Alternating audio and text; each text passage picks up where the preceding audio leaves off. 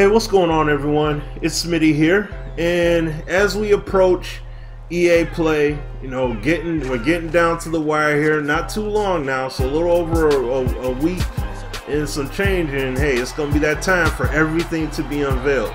But as we steadily have seen here, now we're learning about MUT Squads, okay? Madden 18. I got the article. I'm going to link it in the description for those of you that may not have seen it, whether you're on Twitter or not, or if you may not check out Operation Sports. I'm going to at least, put this out there for you guys. So, just want to give my quick thoughts on it here. We all saw on the back of the box, at least the description said 2 to 6 players. So you got 3-on-3 action potentially here. OTP, but it's within Ultimate Team.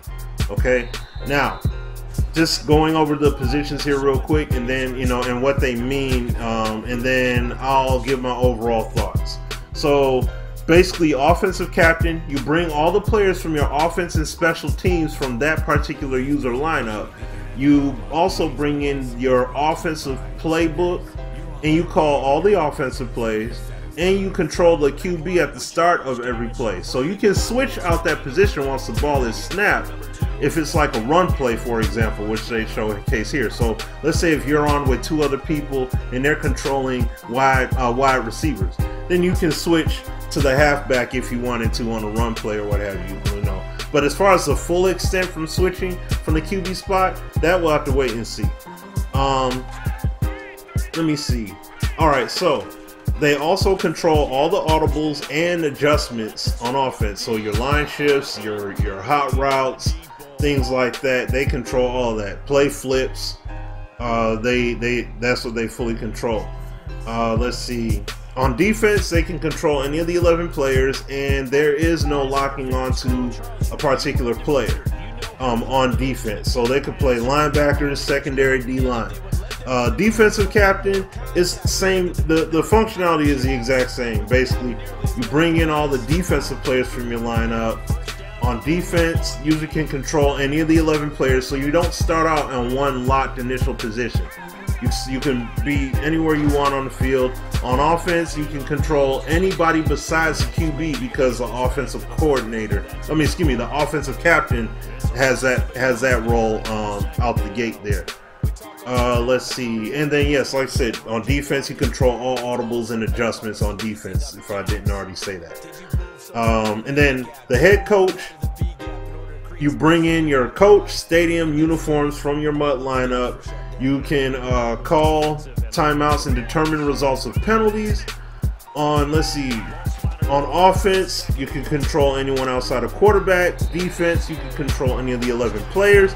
And the main thing that's consistent across all 3 is that there is no player lock for any of these positions. So yeah, you could virtually control anyone you want on the field. So you may start out as quarterback on offense. That's the only one you start out directly, but then you can switch that up as you feel. So that's not bad. That's cool. Now, this is my thing. These are the few things about it that I have that would be a concern to an extent, because you had some people online, like on Twitter, that I saw that were already saying they listened to the interview that Rex had did with let's see, what was it, Mr. GS Sports or what have you? I may be saying his name wrong, but he did it. Rex had said in the interview that the defensive line play is nerfed because, or it's not going to be nearly as effective, because it's to encourage people to utilize the secondary and work on your stick skills. So the one thing that would be potentially of major concern or gripe would be that I'm not going to be able to control my like, what if somebody's not comfortable with using linebacker or corner, and they're better using the D-line?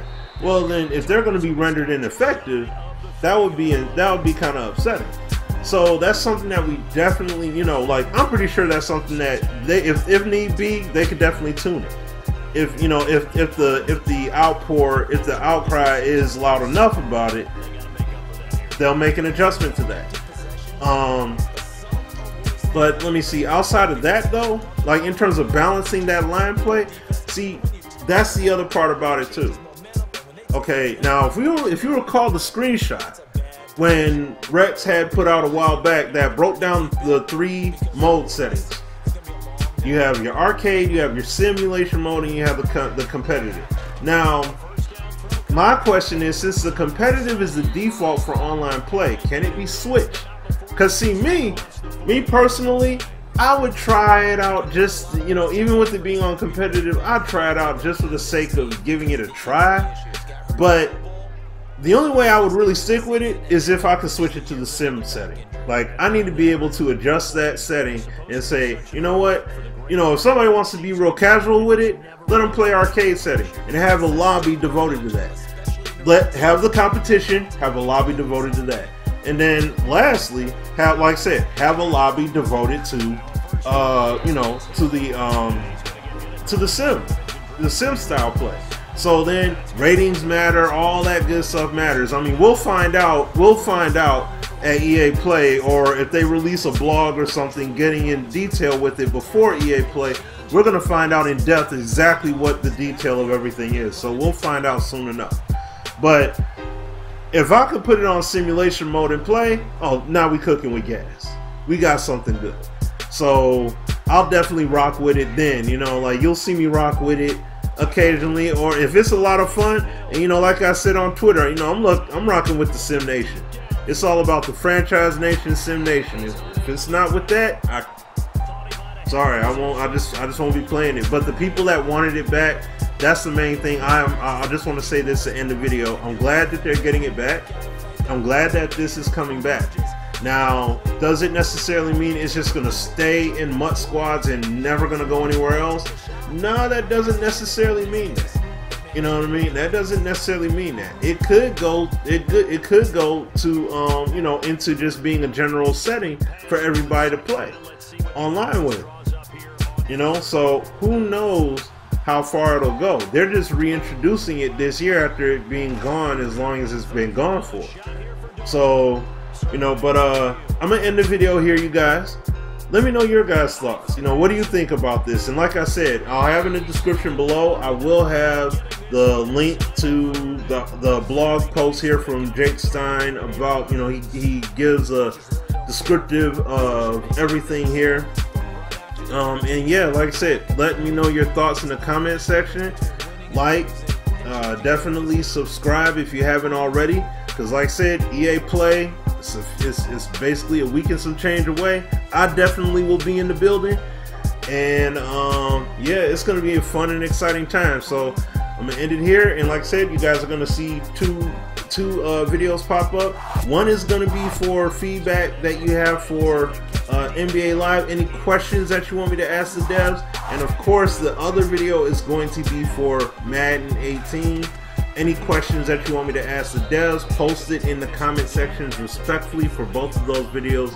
I'll be interviewing the devs in regards of it to get that to you guys for sure, for those that won't be in attendance, okay?